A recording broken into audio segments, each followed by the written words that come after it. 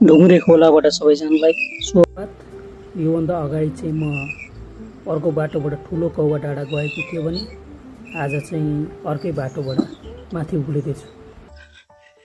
यहाँनिर एउटा घर देखियो, सायद यो बाटोको अन्तिम घर यही नै होला। गोरेटो बाटो सजिलो नै छ, यहाँबाट सिधै जाउँ के कस्तो दृश्य देखिन्छ हेरौँ। बिहानको समय यसरी हरियाली वातावरणको बिचमा यात्रा गरिँदैछ। डाँडाका चुचुराबाट पारिपट्टि मानव बस्ती देखिन्छ। जियोस्, डाँडा काँडा चुचुरो केही बाँकी राखेको छैन मान्छेले बस्ती बसाल्नको लागि। तल बागमती बजार देखिँदैछ परिदृश्यमा। म चाहिँ यो ढुङ्ग्री खोलाको माथिको बाटोबाट डाँडातर्फ उक्लिँदैछु। बिचमा केही ग्याप भएको थियो, रेगुलर हाइकिङ आउन सकिएन। अब चाहिँ कम्तीमा शनिबार भए पनि हाइकिङ आउने प्लान गरेको छु। हेरौँ अब के हुन्छ। अब अहिले अडिटको सिजन पनि सुरु भयो। आफ्नो कार्यव्यस्तताले गर्दाखेरि सेड्युल मिलाउनु चाहिँ अलिक गाह्रो हुन्छ जस्तो लागिरहेछ मलाई।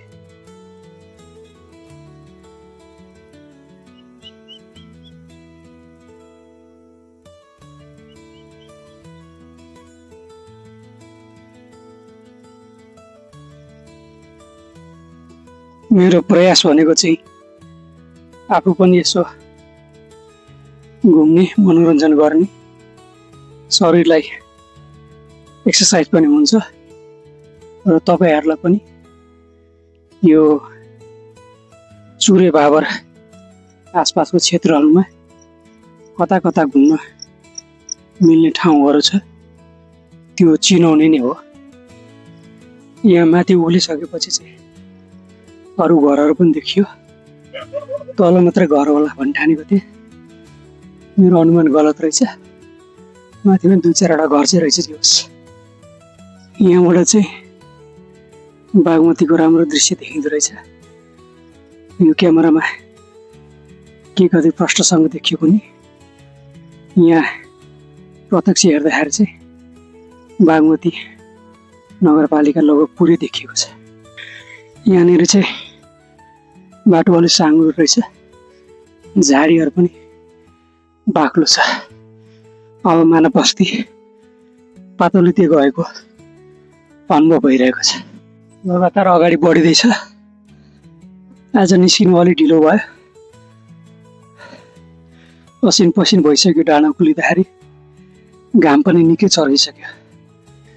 यस्तो बाक्लो झाडीमा चाहिँ साँपहरू निस्किन सक्ने सम्भावना हुन्छ, सजग भएर हिँड्नुपर्ने हुन्छ। जियोस्, बिहान उठेर पसिन पसिन भए पनि हाइकिङ गर्नको छुट्टै मजा छ। साथीभाइलाई पनि जाउँ भनेको थिएँ, कोही पनि तयार भएनन्।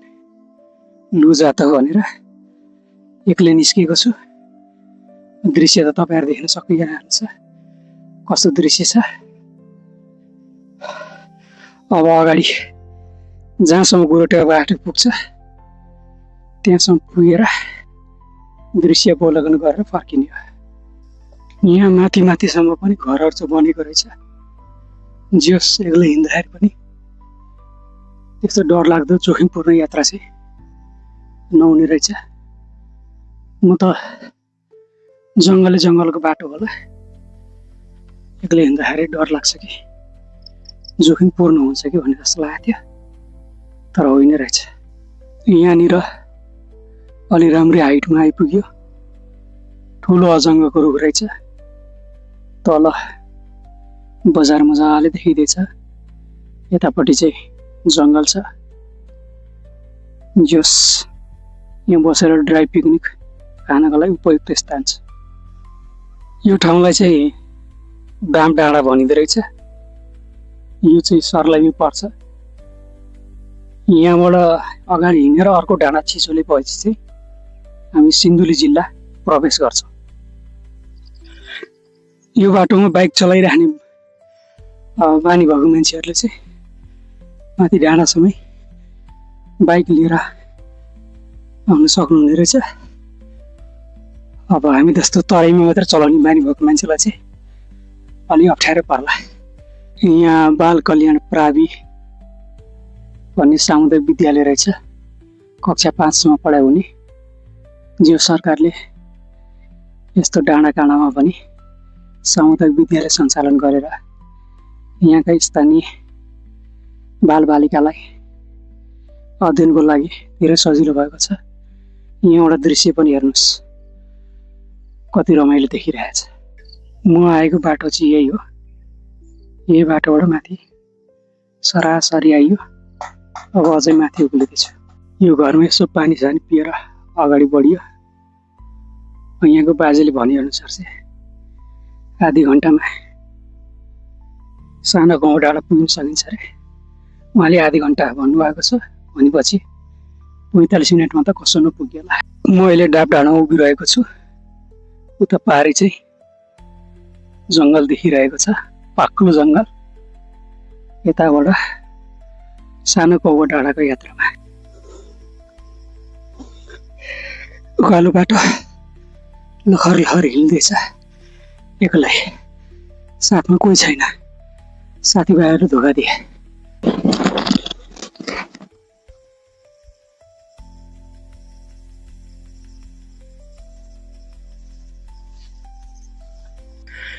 अहिले सानो कौवा डाँडाको जाने क्रममा छु।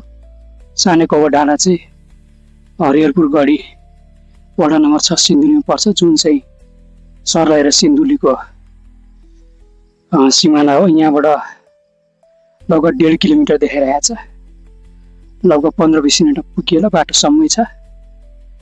यो नेपालको भित्री बाटो हिँड्नु पर्दाखेरि चाहिँ हामीले गुगल म्याप्स भन्दाखेरि पनि बाटो म्याप्स भन्ने छ, प्ले स्टोरबाट डाउनलोड गर्न सकिन्छ। बाटो म्याप्स चाहिँ नेपाली डेभलपर्सहरूले नै बनाउनु भएको हो।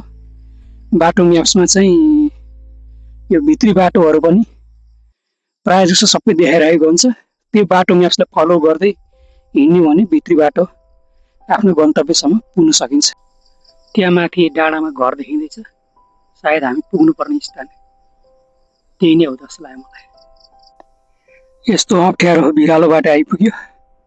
अब अगाडि कहाँसम्म पुगिन्छ त्यहाँसम्म पुगेर फर्किने। उता पारिपट्टि पनि बाटो देखिँदैछ, सायद सिधै नै जाने होला।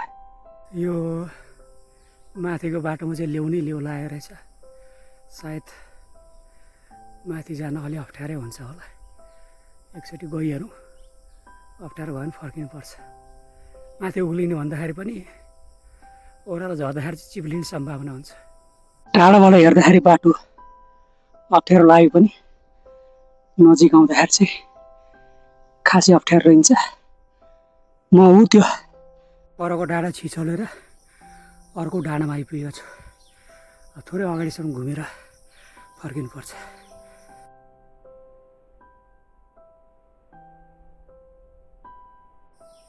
बढ्ने कुरा भएन, बाटो त यही नै हो जस्तो लाग्यो मलाई। अब आज चाहिँ गन्तव्यसम्म पुग्न गाह्रै होला जस्तो छ। सायद यतिबाट फर्किनुपर्छ होला।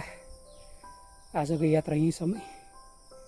अब अरू कुनै दिन हिउँदको मौसममा निस्किनुपर्छ यता।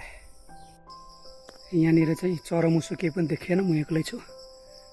जङ्गलमा एक्लै हिँड्न जोखिमपूर्ण हुन्छ, त्यसैले अब आजको यात्रा यही नै टुङ्गाउनु पर्ला।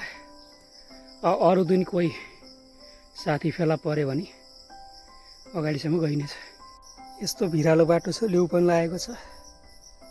एकदमै सावधानीपूर्वक हिँड्नुपर्ने हुन्छ। हामी जानुपर्ने उ त्यो पारी डाँडा गएर त्यहाँबाट फेरि तल उक्लेर बाइक राखेको घरमा पुगेर अनि सरर घर फर्किने। उकालो ओह्रालो गर्दा गर्दै लखतरान भइयो। पानी पनि बोकिएन। पसिनाले पुरै शरीर भिजेको छ। 40को आसपास आइपुगेपछि शरीरको स्टामिना पनि घट्दै आउँदो रहेछ।